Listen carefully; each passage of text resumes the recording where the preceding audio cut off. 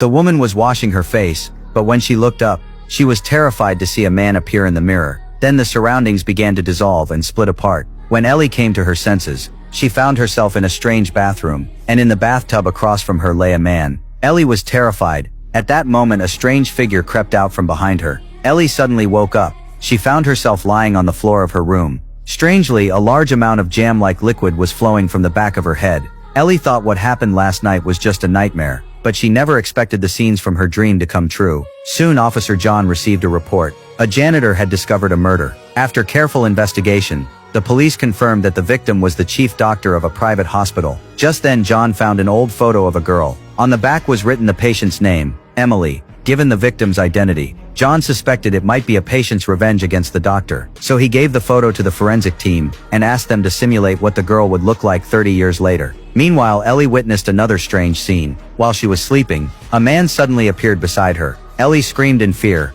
Then that eerie shadow appeared again. Ellie screamed and woke up from her dream. Hearing the noise, her sister Lucy rushed in. Ellie said with a terrified expression that she had seen another murder. Her description was so vivid, Lucy decided to take her to the police. Based on Ellie's dream clues, John led his team to the location. They found a room that was unlocked. John immediately became alert. When he opened the door, they indeed found the victim. After confirming the case was real, Ellie became even more frightened. She went to the bathroom to calm down, but suddenly the lights began to flicker. Then her phone rang. The caller ID showed an unknown number. Ellie felt uneasy. When she answered the call, a strange voice came through. Hearing that voice made Ellie emotional. She instinctively called out the name Gabriel. The name was both familiar and foreign to Ellie, because she had lost all memory before the age of 8. Meanwhile, John received the simulated photo from the tech team. When he saw the photo, John was shocked. The grown-up girl looked exactly like Ellie. It turned out Ellie was the patient Emily. In her medical records, John also found a group photo of the doctors. More importantly, 2 of them were already dead,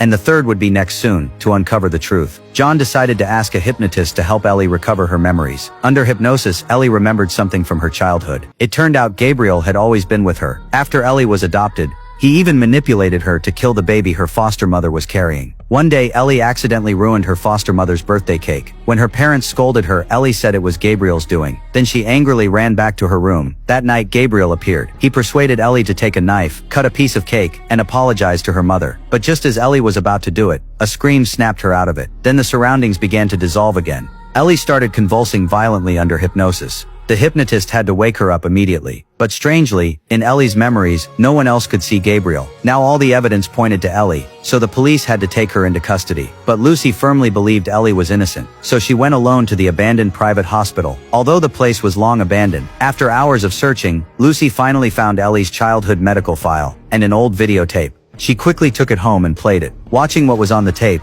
Lucy finally understood the truth. It turned out Ellie's mother had gotten pregnant at 15. Frightened, she didn't want anyone to know. So she came to this private hospital. After giving birth to Ellie, she abandoned her there. The video explained that when Ellie was 7, doctors discovered another life form inside her body. Ellie named it Gabriel. Gabriel was an extreme case of a teratoma. The 2 embryos hadn't fully separated in the womb. One developed normally, the other remained attached inside the body. The undeveloped embryo was Gabriel. He could influence Ellie's mind, making her do terrifying things, so the doctors surgically removed Gabriel. But because their nerves were intertwined, part of Gabriel's brain tissue was sewn into Ellie's skull. After watching the tape, Lucy finally understood. The Gabriel that had lain dormant inside Ellie had awakened again. He was now parasitic in her consciousness, controlling her body, and carrying out those horrific murders. The truth was revealed, but the nightmare was far from over. See you in the next episode.